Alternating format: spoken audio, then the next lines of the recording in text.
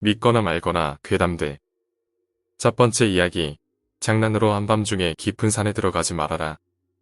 딸과 함께 드라이브를 나갔다. 인적이 드문 산길로 나갔다가 중간에 드라이브인으로 밥을 먹었다. 그리고 돌아오는 길, 딸을 놀래주려고 고정되지 않은 오솔길로 비집고 들어갔다.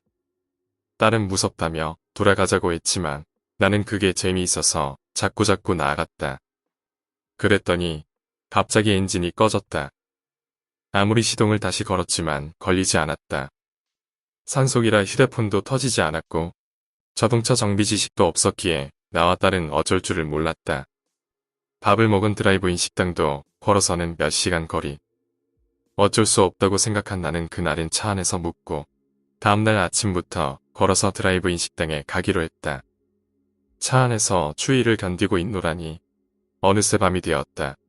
예상과는 달리 깊은 밤의 산은 아무런 소리가 나지 않았다. 이따금 바람이 불어서 나무가 웅성대는 소리가 났다. 그리고 시간이 흘러 딸은 조수석에서 잠이 들었다. 나도 자야지 하고 생각하며 눈을 감고 있었는데 갑자기 무슨 소리가 들려왔다. 지금 생각해도 뜻을 알 수 없는 기분 나쁜 소리는 몇 번이나 반복되었다. 처음에는 잘못 들었다 싶어서 눈을 감고 있었는데 소리가 점점 가까워지는 통에 견딜 수 없어져서 눈을 떴다. 그랬더니 이쁘은 무엇인가가 기이한 움직임을 보이면서 차에 가까워지고 있었다. 그것은 머리가 없었고 다리는 하나였다.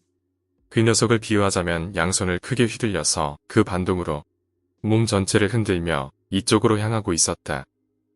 너무나 무서워서 소리를 지르고 싶었지만 왠지 그때는 옆에서 자고 있는 딸을 깨우면 안 된다라는 생각에 소리를 지를 수도 도망칠 수도 없었다. 그 녀석은 점점 차에 가까워지더니 그냥 차 옆을 통과하는 듯 했다. 통과하는 동안에도 기분 나쁜 소리가 쭉 들렸다. 소리가 멀어지고 뒤를 되돌아봐도 그 녀석의 모습이 안 보였으니까 안심하고 딸 쪽으로 고개를 돌리자 그 녀석이 조수석 창 밖에 있었다.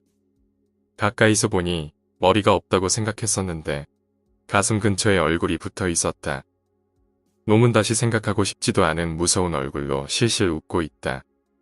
나는 무서움을 참고 딸 쪽으로 다가온 놈에 대한 분노도 끌어올라 소리쳤다. 외치자마자 그 녀석은 사라지고 딸이 깨어났다. 나의 고함 소리에 놀라 깨어났나 싶어서 딸에게 사과하려고 하자 딸은 계속해서 들어왔다라고 중얼중얼 말하고 있었다. 위험하다고 생각해 어떻게든 이 장소를 떠나려고 시동을 다시 한번 걸었다. 다행히 시동이 걸렸다. 서둘러서 온 길을 되돌아갔다. 딸은 옆에서 아직도 중얼거리고 있었다. 빨리 사람이 있는 곳에 가고 싶어서 차를 몰았다. 간신히 거리의 빛이 보이고 안심했지만 그때는 딸의 중얼거림이 알아들을 수 없는 말로 바뀌어 있었다. 딸의 얼굴도 왠지 딸의 얼굴이 아닌 듯했다. 이대로 집에 가기에도 딸이 이런 상태로는 안 되겠다 싶던 차에 눈에 보이는 절로 기어들었다. 한밤중이었지만 절에 불이 들어와 있길래 딸을 질질 끌며 문을 두드렸다. 쥐지 스님 같은 사람이 나오더니 딸을 본 직후 갑자기 나를 향해 무슨 짓을 한 거냐 라고 고함을 쳤다. 산에 들어가서 이상한 놈을 봤다고 이야기하자 유감스러운 얼굴 위안밖에는 안 되겠지만 이라고 말하면서 딸의 어깨와 등을 불경을 읽으며 살짝 내려쳤다. 스님이 오늘 하루 묵고 가라고 하기에 딸도 걱정되어 절에 묵기로 했다. 딸은 야마노케라는 산귀신에 홀려 49일간 이 상태가 계속된다면 평생 그대로 제 정신이 돌아오지 않는다는 것이었다. 스님은 그렇게 되지 않겠다를 맡아서 어떻게든 야마노케를 내쫓도록 노력하겠다고 말했다. 나는 아내에게 전화를 걸어 스님의 말을 전했고 아내는 일단 그 말을 믿어주었다. 스님의 말에 따르면 이대로 집에 돌아가게 되면 아내에게도 그 산귀신이 붙어서 빙이 된다는 것이었다. 야마노케는 여자에게 빙이 되어 사는 귀신으로 완전히 야마노케를 뿌리 뽑기 전에는 아내도 딸을 만날 수 없다는 것이었다. 딸은 아직 절에 있다. 매일 상태를 보러 가고 있지만 더 이상 딸이 아닌 것 같다. 정말 도저히 뭐라 말할 수 없는 눈초리로 나를 쳐다본다. 다시 원래의 딸로 제발 돌아왔으면 좋겠다. 절대로 장난삼아 깊은 산에 들어가지 말아라. 두 번째 이야기, 인체의 미스테리. 첫 번째, 거짓말쟁이의 얼굴 붉힘이다. 거짓말을 할 때는 종종 얼굴이 붉어진다. 찰스 다윈은 타인에게 경고 메시지로 비춰질 수도 있는 이 같은 행동에 대해 진화론적인 설명을 결국 하지 못했다. 일부 과학자들은 얼굴이 붉어짐으로써 긴장 상황을 완화시킬 수 있고 때로는 친밀감을 높일 수도 있다고 설명하고 있다.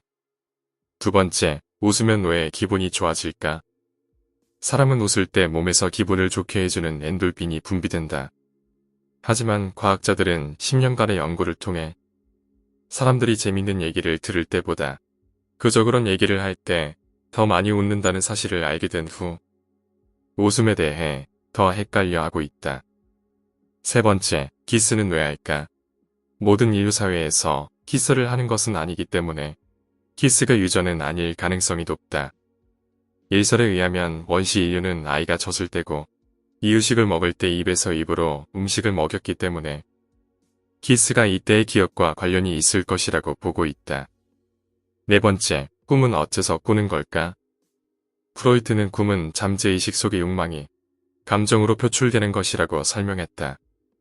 하지만 왜 낯선 상황들이 펼쳐지는 지에 대한 설명은 하지 못했다. 다섯 번째, 사람들은 때로 아무런 과학적 근거가 없는 것들을 맹신하고는 한다.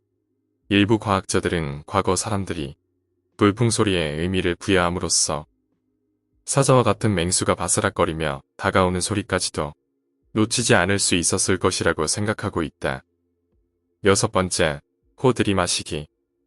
조사 결과 10대의 4명 가운데 1명은 하루에 평균 4번씩 코를 훌쩍거리는 것으로 나타났다.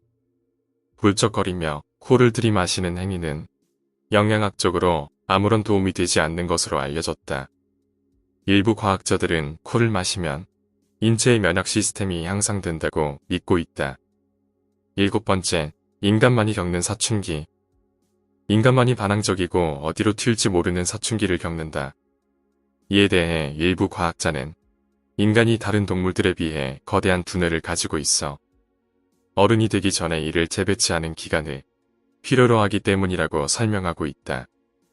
또 어떤 과학자들은 사람이 사춘기에 성인으로서의 책임감을 갖기 전 일종의 삶에 대한 실험을 거친다고 주장하고 있다. 여덟 번째, 이타주의 진화론적인 관점에 아무런 대가를 바라지 않고 타인에게 베푸는 행위는 설명이 되지 않는다.